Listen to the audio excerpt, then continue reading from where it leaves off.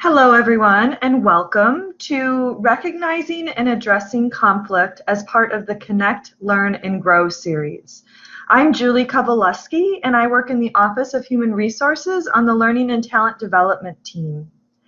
As we go through this topic for today, what I want to acknowledge and recognize is that in this time, we are seeing conflict happen on a very grand scale. Very big scale right now, and we're all experiencing it in very different ways. As we go through today's session, what I want us to be focusing on is the interpersonal conflicts that we experience in life, whether those conflicts are with our coworkers, family members, or friends. And so that will be the frame and the focus of our topic for today. Sometimes when we experience conflict, it might look something like this. Literal, headbutting, right? We are really going at it. It is very overt. It's obvious that there is conflict happening. Sometimes the conflict might also look more like this. Maybe it's more passive. It's underlying. It's not as overt in what we're seeing, but it's still there and people can still feel that conflict. The way that we define conflict is a disagreement through which the parties involved perceive a threat to their needs, interests, or concerns. When I think about this definition, the thing that really stands out to me is that phrase of perceive a threat. Sometimes one person might be perceiving that threat and another person may not have that same perceived threat. And so one person might be feeling and experiencing conflict, and that other person may have no idea that there's even this feeling of conflict, this feeling of a threat to a need, interest, or concern. And this is where, when we think about dealing and managing conflict within our families or workplaces, it can be really hard because we're all experiencing that same situation in different ways. And so when we think about conflict and what is going on, what we want to try to do is really get at the root of the conflict. And so many times when we are thinking about and working through conflict, we start to just see the forest here, like this picture. It is just that. It's the things, but something might be hidden within that forest. Something might be deeper. And so like this airplane, we can only see it when we start digging deeper. And that's what we want to get at. We want to start to get at what are the underlying needs that both for ourselves and others within the conflict are experiencing. Those underlying needs that aren't being met. And that's where we want to try to get to. In a past work experience, I was having significant conflict with my coworker. And going through that experience, I really struggled for myself to figure out what is that underlying need? What's that thing that is deeper that's going on? And because it was hard for me to move away from those trees, the forest, because all of the things that my coworker was doing just felt awful. And I had to really take time and reflect and try to get at, why are all of these things impacting me so much? So in your handout, we also have a list of some of these underlying needs. This is by no means an all-encompassing list of underlying needs. These are just some to get an idea of what are some of those underlying needs.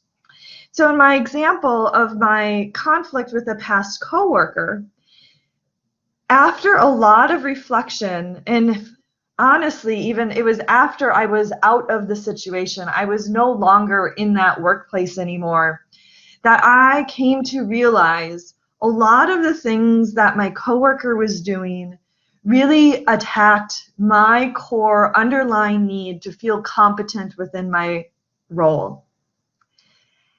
And when we think about underlying needs, not only do we need to recognize them for ourselves, we also want to see if we can come to what are they for the others involved. And trying to focus the conversation on those underlying needs that aren't being met, because it can sometimes shift the nature of the conversation and be much more productive when we're talking about how to address those underlying needs than perhaps sometimes those surface issues that are existing. I also recognize, and this was the case for me too with my past coworker, it takes a lot of vulnerability to communicate those underlying needs. And there needs to be usually a sense of trust between the individuals to be able to communicate that. And sometimes that trust isn't there. And so we may not feel comfortable communicating our underlying needs. And we still need to recognize what these needs are and see if we can recognize what they are in the others involved, or if they are open enough to share them with us.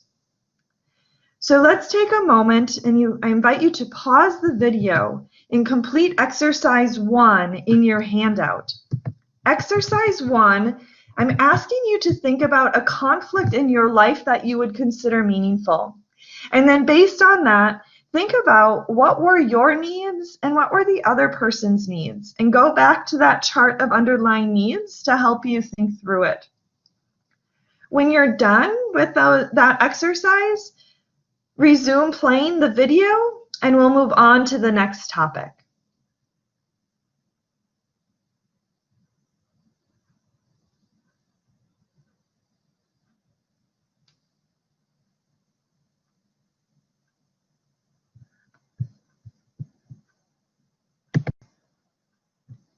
Welcome back, everyone.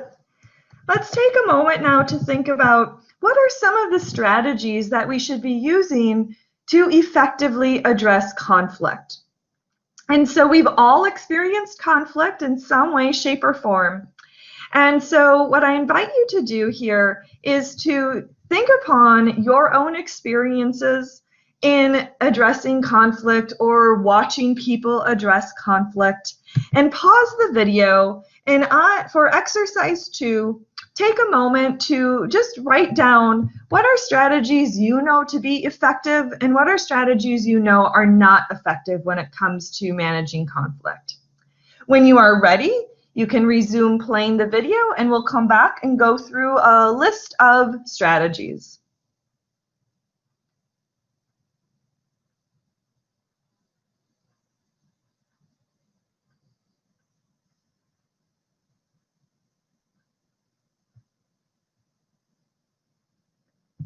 Welcome back, everyone. So I'm going to go through a list of some effective and ineffective strategies. And as I go through this list, you might add some to the list you created. You might also notice that your list has some that I'm not talking about, and that's okay. These are just some of the strategies. And I also want to point out that sometimes we might use these strategies and they still doesn't lead to a great resolution. And that is just part of what happens. We have these different strategies that we can use, and we need to use them to the best of our ability. And just like the way things in life sometimes work out, we use the strategies we know are effective, and it still may not lead to the best solution or resolution that we were looking for. And that doesn't mean we don't keep trying. So one of the first strategies that are as effective is to really try to understand the different sides of the conflict. And so this is about trying to just get that. It's really an understanding. Understanding does not mean you have to agree with. It also does not mean you excuse or condone or not hold someone accountable to inappropriate behavior. It is about trying to think and understand, where is this coming from? Because in that understanding, again, we might start to shift the conversation. Another strategy is thinking about and understanding the underlying needs. And so we've already spent some time doing this and thinking about this. Those underlying needs are so critical, and that is what we really want to try to address when we're thinking and going through conflict. And acknowledge that sometimes we don't always know, even for ourselves. Like I mentioned with my past experience, it took me a while after even being out of the conflict, away from that coworker, for me to really understand, oh, this was my need here that wasn't getting met. So trying to understand what those underlying needs are. Another effective strategy is being flexible in problem solving. So we're addressing conflict because we want to come to some sort of resolution. So in that coming up with and figuring out our resolution, there's some problem solving there as to what are we going to do going forward. And so when we come up and we're working through that process, all parties involved really need to be flexible. We really need to be open to different possibilities of how to solve and go forward for this conflict. The next strategy is about staying calm and working to de-escalate the situation as needed. So just because someone may be shouting at us, it does not mean that we should shout back. We should, in that situation, try to remain calm so that we can get in a space where the individuals, you and others, can actually have a meaningful, productive conversation around this. The next strategy is thinking about the location, the space where you are having this conversation. So for example, in the workplace, if it's a conflict between supervisor and employee, thinking about, is there a neutral space? Going into a supervisor's office, there's power differential in that space of it in and of itself. So is there a neutral location to have the conversation? Are you having the conversation in the hallway where other people can overhear? Or at home, are you having it in the kitchen where others in your household might be overhearing it? So really thinking about that space that you're having that conversation in. You also need to be thinking about the timing during this process. We want to address conflict quickly, and sometimes there might need to be a space from when an incident happened when it gets addressed. And so that will just vary depending on the situation itself. So you need to use your own discretion there. As we're thinking about and working towards those solutions, we really need that process to be collaborative. It should not be a one-sided process. If one person is just saying this is what we need to do, and the others aren't giving input and working and together about how to really move towards a solution, it will not be as effective, and there likely will not be as much buy-in in the solution itself. Sometimes we need help and support as we're working towards addressing conflict. That help and support can come in many different ways. We might be asking someone if they can help mediate the conversation between the people who are experiencing the conflict. Sometimes it might be we're in the conflict, we're experiencing it, and we need help and support for our own mental and emotional health. So reach out for that help and support if it is needed. Also working on being empathetic of the parties in the conflict. And this can be hard, especially if you are also a part of the conflict. And so this connects to in thinking about and trying to understand the different sides. And again, empathy does not mean we condone, we excuse, and we do not hold people accountable for their actions if they've been inappropriate. It is, we are doing both of those things. We can be empathetic, and if we need to, we can hold people accountable to their actions. We also want to understand and state what is our mutual goal. Why are we having this conversation? Why are we trying to address this conflict? And having that mutual goal stated, if the conversation starts veering off, it is a way for you to get back to focus of this is why we're having this conversation right now. You also want to communicate assertively. And so communicating what your needs are. Communicating assertively does not mean yelling or shouting.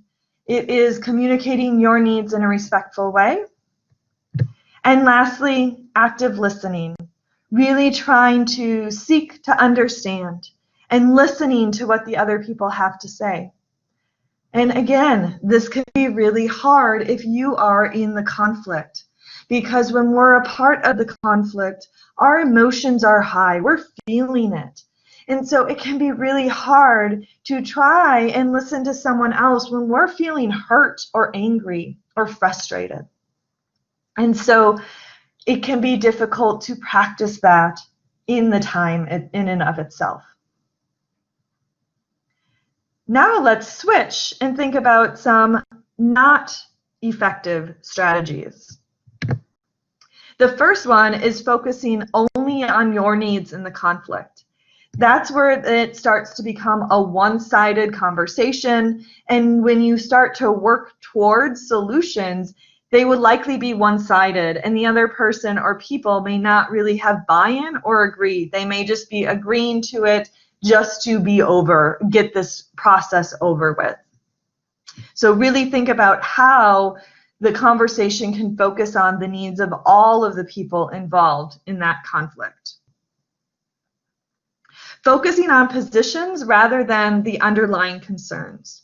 So in my example with my past coworker, this would be focusing on the things that my coworker was doing that I just felt were wrong. That's my position. What you're doing is wrong, rather than that underlying concern or need that I had to feel competent. So really trying to focus on those underlying concerns as opposed to that position. Another ineffective strategy is shutting down. Sometimes this is the reaction that an individual might have, is to shut down. And so if that is a reaction, we need to be thinking about ways that we can help engage that individual. And sometimes that means we need to maybe take a break. And so taking a break as needed and coming back to it.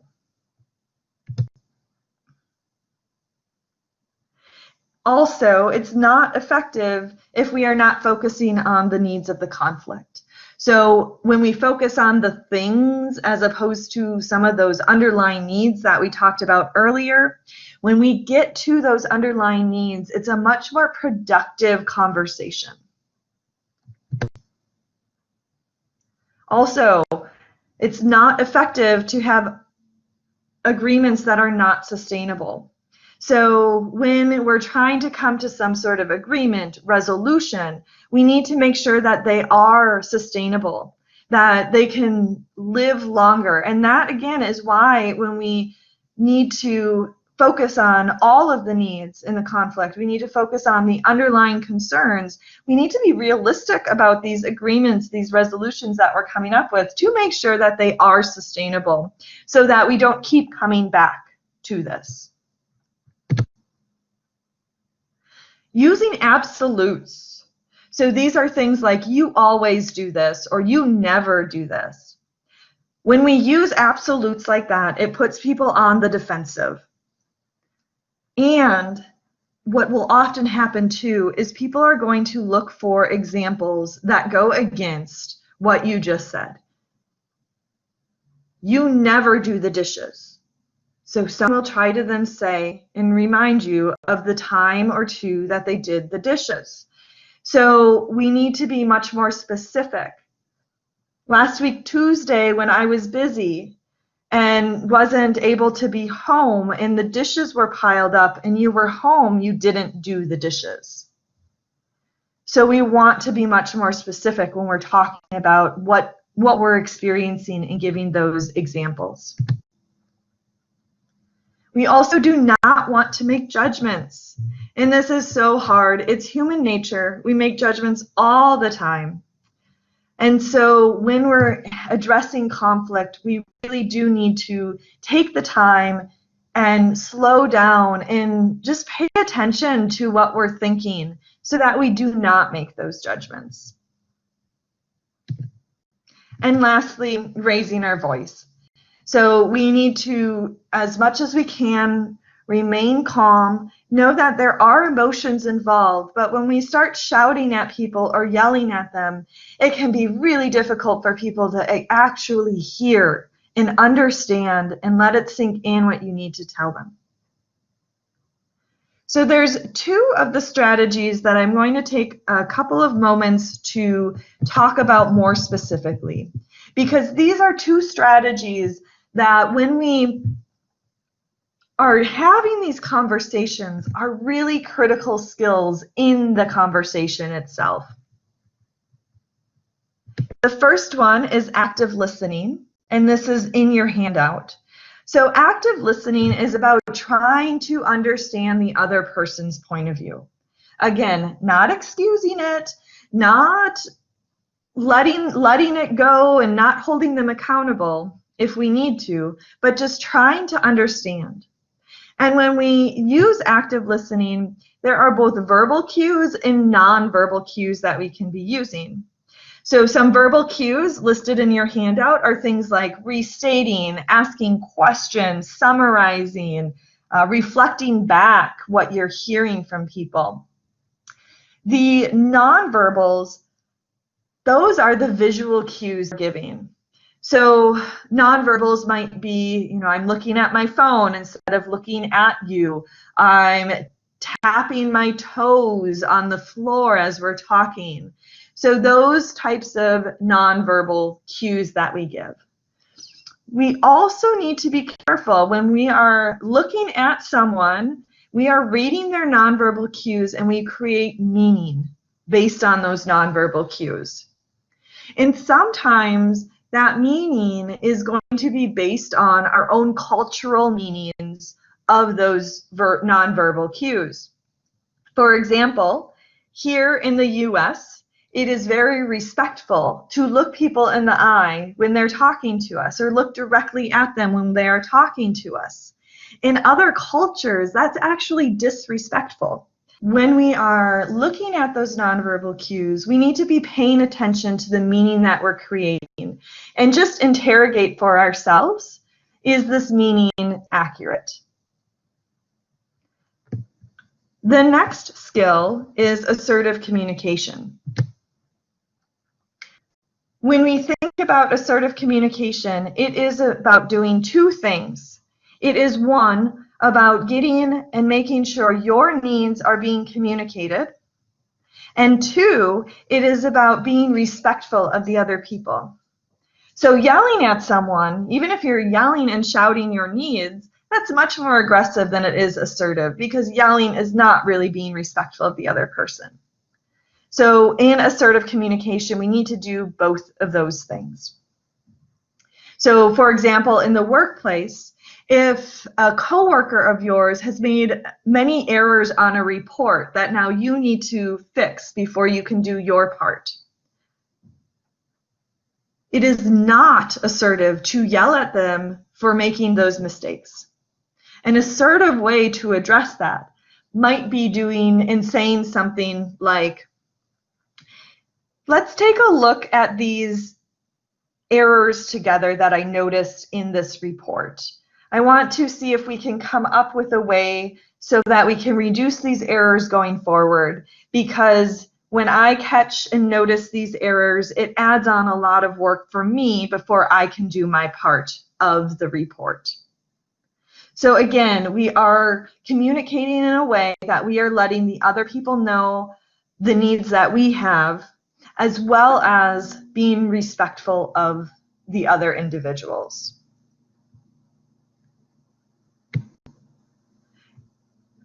When we think about addressing conflict, we have many different ways, modes of how we can have that conversation. And so I've broken the modes up into a couple of different categories just to help me think about it. The first category is thinking about real time. This means we are having that conversation directly. It is a true back and forth type conversation.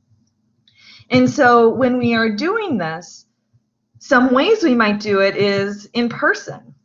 So the benefit of having any real-time conversation is that we get some of those visual cues to read. We can hopefully more quickly clear up any miscommunication that happens. In person, though, sometimes is not an option. Sometimes we may not be able to do it timely if we're trying to do it in person.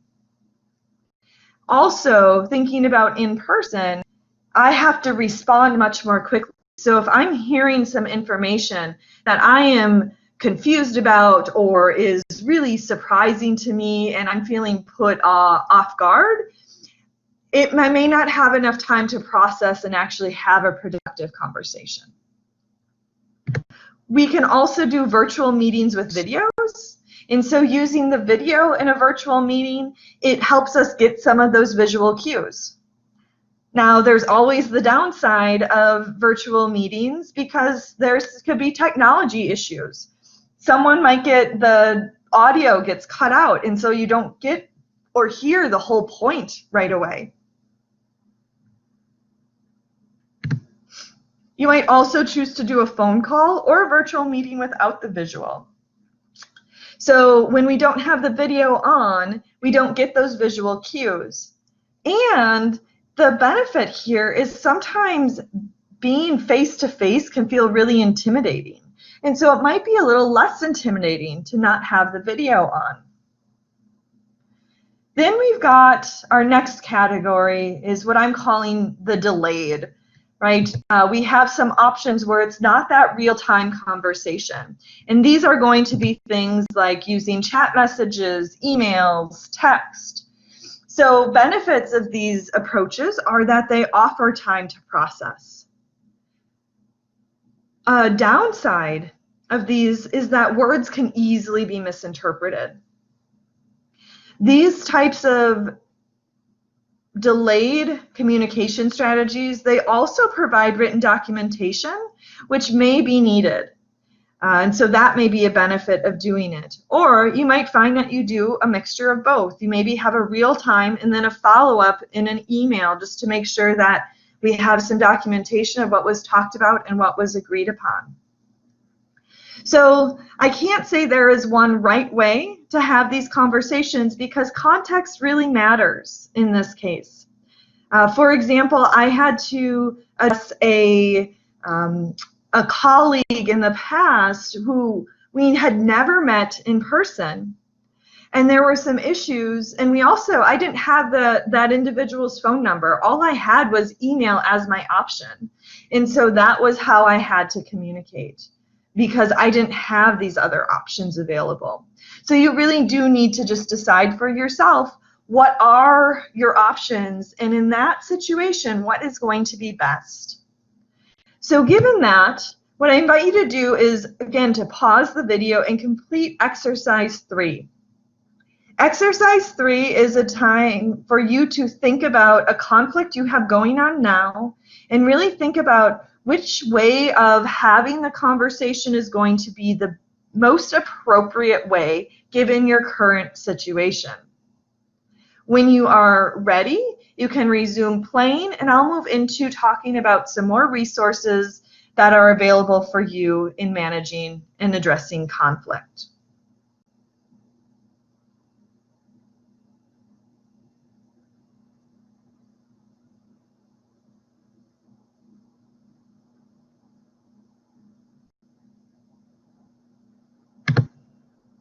Welcome back. And so this is the end of our time here.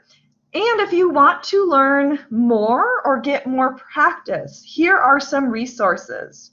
These are also listed in your handout. The Fully Prepared to Lead training program has a class called Modes of Conflict Management That is being offered virtually right now if you are interested to get more practice and look at conflict in another way. Then the Employee Assistance Office and Life Matters, they are available for staff, for family members of staff, household members, and you can reach out to them if you are experiencing conflict and you need some support. They can help walk you through maybe some strategies or some ways to think about how to address it. Ombuds is available on campus for staff and coworker conflict that may be experiencing, so they can help you work through and think about that conflict.